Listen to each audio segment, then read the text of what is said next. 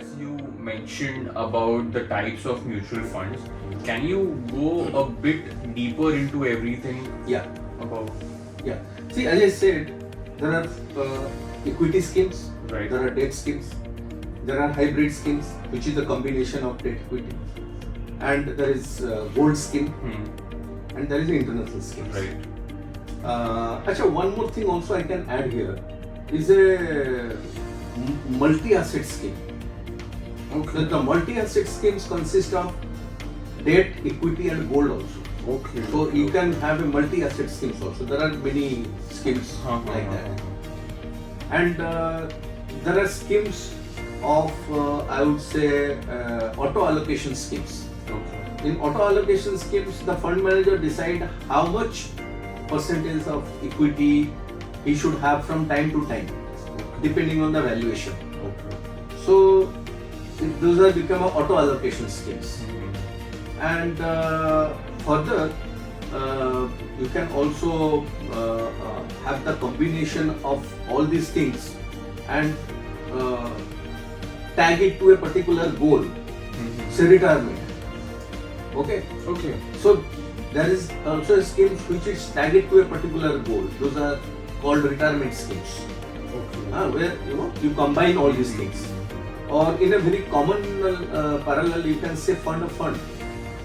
Okay, the fund of fund is nothing but where the scheme has different fund of the same fund house in different proportion.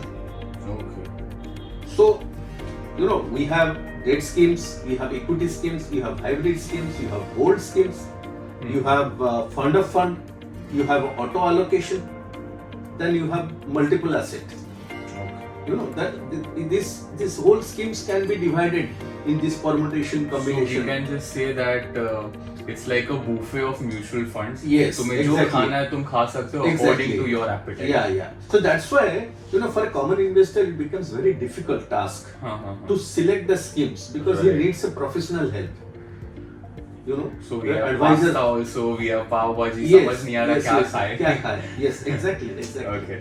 And preferably everybody wants a thali Right. and a balanced diet. Right. Okay, so typically all the schemes should be together, taken together in a different proportion depending on the customer's financial goals or his risk appetite. Okay.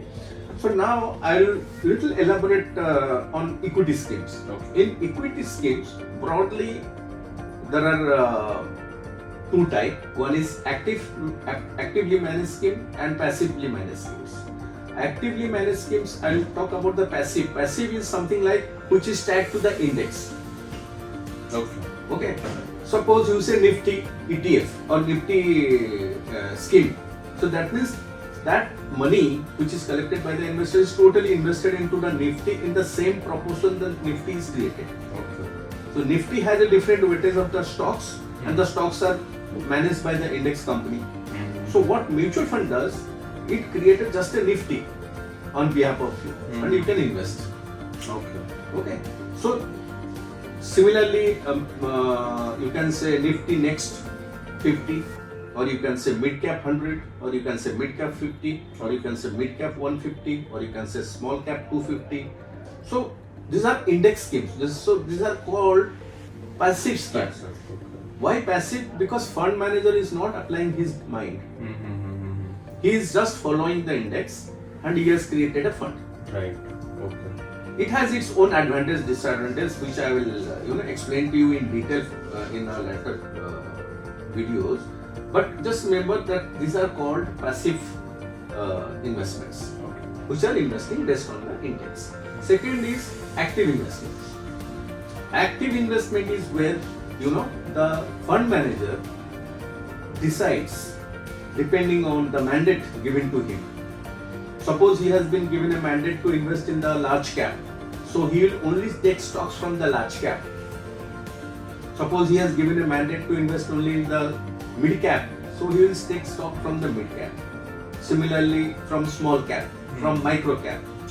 So if you see the further diversification, further categorization, either you can invest in the large cap, mid cap, small cap and micro cap. Or you can mix it all together and make it a flexi cap. Flexi cap. flexi cap. Okay, so this is another way of understanding the types of mutual fund. Then you can also apply based on the philosophy.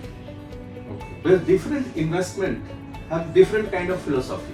Like themes. Like, no, I'll come to that. Say some people follow a value philosophy, Okay. some people follow a growth philosophy, Okay. some people follow the blend, value, something growth, so blend it.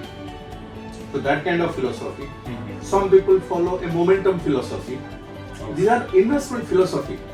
Okay, so typically growth philosophy, the fund manager always look into those companies which are in a high growth trajectory.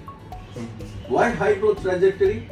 Because when we invest money into a high growth companies, the commensurate growth of the scheme will also be high. Mhm. So you grow your money at a much higher speed. Okay. So there are growth. Then there are value. Value means people don't want it to take too much risk on the growth side, but they are more concerned about their capital and reasonable growth, so they invest on the value. Okay. Similarly, there are momentum stocks. Mhm. So fund manager has given the mandate to invest in the momentum scheme. I mean schemes which has the mandate to invest in momentum stocks. Mhm. So the result is different. Or you can say a blend of all this, or blend of value growth. You can mix and match and create a scheme. Okay. So broadly it is growth, value, momentum or blend. Okay.